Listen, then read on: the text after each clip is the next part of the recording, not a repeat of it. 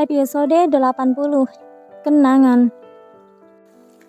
Aris merasa melihat sosok familiar saat dia baru saja keluar dari halaman butik Rara. Bahkan mobil tadi memasuki parkiran butik calon istrinya itu. Seorang pria yang beberapa waktu lalu juga dilihatnya main ke butik. Pria yang mengaku akan melamar Rara dan membuatnya seketika emosi. Aris mencengkeram kuat setir mobilnya kalau mengingat pria itu. Ya, namanya Andra.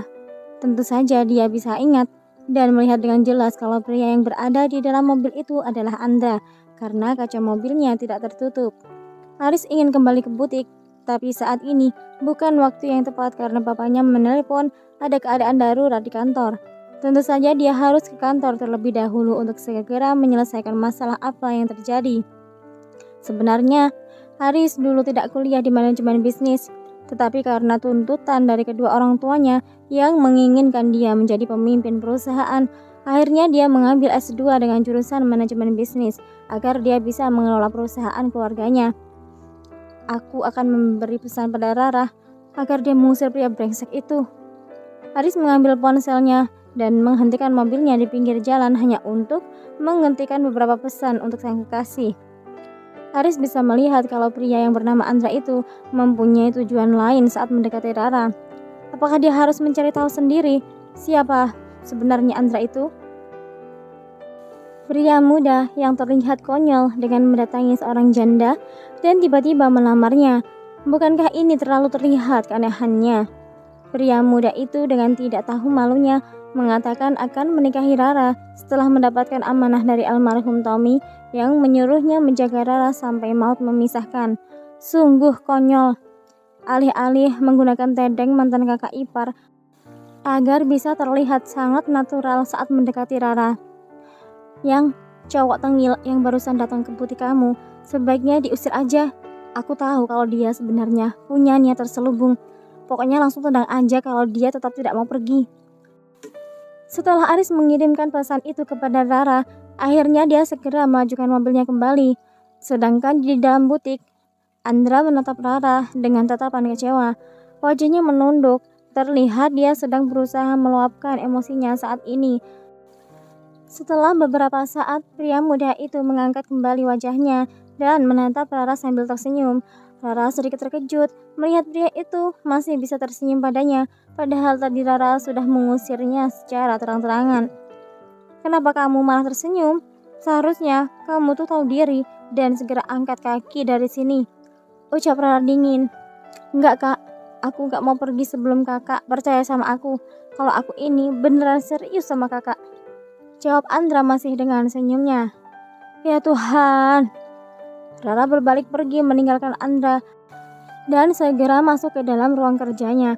Tapi sepertinya Andra berhasil menahan pintu ruangan itu saat Rara akan menutupnya. Rara tidak bersuara lagi. Dia langsung mengambil ponsel dan mengirim pesan kepada pegawainya untuk mengusir Andra dari butik. Kak, kakak tuh gak pantas sama pria yang namanya Aris. Aku lebih pantas sama kakak, seru Andra. Rara tidak menggubris. Biarlah, lama-lama juga pasti akan pergi sendiri. Tapi ternyata dugaan Rara salah. Rara benar-benar muak melihat Andra yang masih betah berada di dalam butik dan tidak mau keluar dari butiknya padahal sudah diusir ribuan kali. Bahkan Nia dan Sari yang sedang tidak sibuk juga harus ikut membujuk Andra. Mas, kok masnya ngotot banget sih? Udah dibilangin kalau Mbak Rara itu lagi sibuk banget. Lagian kenapa sih ngejar-ngejar Mbak Rara? Emang Mbak Rara cantik, tapi sayang sekali Mbak Rara udah punya calon suami, seru Nia bersedekap dada, menatap tidak suka kepada Andra. Namun sepertinya Andra tidak menghiraukan Nia dan lebih memilih masuk ke dalam ruang kerja itu. Dia itu terlalu membuat Rara jengkel setengah mati, apalagi melihat ekspresi wajahnya yang sama sekali tidak memperlihatkan keseriusan. Apa sih sebenarnya mau lo? Siapa yang nyuruh lo buat ngelakuin ini semua? Rara masih berusaha mengontrol emosinya agar tidak meledak-ledak. Andra tertawa pelan sambil menggelengkan kepala. Kemudian detik berikutnya wajahnya berubah menjadi serius. Kenapa kamu curiga terus sama aku, Kak? Aku benar-benar tulus loh sama kakak. Kali ini wajah Rara benar-benar nampak serius. Rara menggeleng sambil tertawa sinis. Deandra, kamu tuh aneh banget ya. Kenapa juga harus sama aku? Kan masih banyak tuh janda kaya lainnya. Nita mendengarkan lagu nostalgia yang memiliki suatu kisah tersendiri untuknya dan juga Nathan. Maklum, malam ini dia harus jaga shift malam. Biasanya kalau tidak ada pasien yang darurat, tentu dia bisa lenggang sampai pagi. Lagu dari Shania Twain adalah lagu yang paling berkesan untuknya. Di sisi lain, ini Nathan ya. Aku pria yang beruntung, bahkan sangat beruntung. Kisah cintaku juga sangat indah.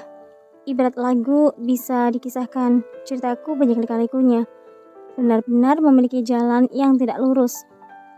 Tapi aku sangat bersyukur. Akhirnya setelah sekian tahun, aku bisa menikah dengan wanita yang sangat kucintai. Kalau kalian bertanya, bagaimana perasaanku terhadap Sylvia selama ini? Aku dan Sylvia sama sekali tidak ada kecocokan. Aku sudah berusaha sejak di awal waktu itu. Aku ingin serius, tapi Sylvia selalu saja menghindar saat aku mengajak ke jenjang yang lebih serius. Jadi intinya, aku sudah tidak mencintai Sylvia ketika masih menjadi suami Nita kala itu. Aku memutar lagu kenangan alias lagu lawas yang sampai sekarang masih menjadi lagu favoritku yang berjudul My Love yang dinyanyikan oleh Westlife. Aku baru saja selesai mengantarkan istriku ke rumah sakit untuk jaga malam. Sebenarnya tadi aku sudah memaksanya untuk tidak perlu berangkat bekerja, mengingat kondisinya yang sedang hamil muda dan juga morning sickness yang dia alami. Aku khawatir kalau nanti terjadi apa-apa dengan Nita. Wanita itu benar-benar tangguh. Dia kekeh tetap mau masuk bekerja dan merasa jika tubuhnya baik-baik saja. Sebenarnya aku sangat ingin jika Nita di rumah saja dan tidak perlu bekerja. Aku ingin istriku selalu di rumah setiap saat, merawatku dan juga anak-anak kami nanti. Gajiku jauh lebih dari kata cukup, hanya untuk menuruti kebutuhannya. Meskipun Nita akan membelanjakan kartu kreditku sampai memborong isi mall, tetap saja tidak akan pernah terbatas dan habis. Tapi sayangnya, istriku ini memang sudah mendapatkan segalanya. Bahkan dia bingung harus bagaimana mengolah keuangan yang aku berikan, yang tentu saja jumlah nominalnya tidak sedikit. Kalau kalian tahu bagaimana perasaanku padanya, ya tentu saja aku sangat mencintainya. Pernah melakukan kesalahan di masa lalu. Aku tidak ingin kehilangan cintaku lagi.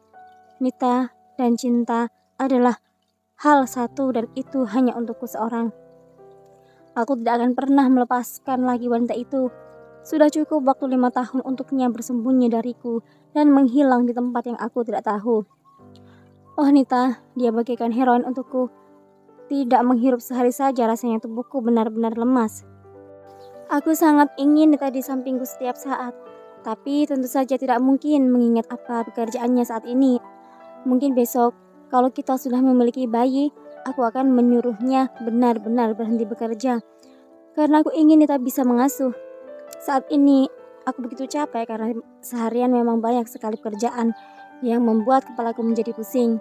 Aku langsung merebahkan tubuhku di atas kasur karena aku juga lelah dan capek. Seharian aku meeting dan meeting sampai aku tertidur saking ngantuknya. Ya, setiap seminggu aku akan tidur 3 malam tanpa ada Nita di sampingku karena jadwal shift Nita yang mengharuskan begitu. Entah sudah berapa lama aku tertidur, aku benar-benar lelah. Lalu akhirnya, dengan sisa kesadaranku, aku meraih botol minum yang ada di atas nakas dan meminumnya. Aku melihat sampingku, tidak ada Nita di sana. Aku baru ingat kalau Nita sedang tugas shift malam. Jam juga masih menunjukkan pukul 4. Aku merasa seperti masih lajang dan belum terikat dengan siapapun kalau seperti ini. Tapi aku tetap selalu bersyukur dengan keadaan yang seperti ini. Banyak cinta yang hadir di sini. Aku memutuskan untuk ke kamar mandi karena merasa sudah tidak tahan. Agenda besok adalah menjemput Nita di pagi buta. Setelah itu, ganti giliran aku yang harus bekerja dan meninggalkan Nita di rumah.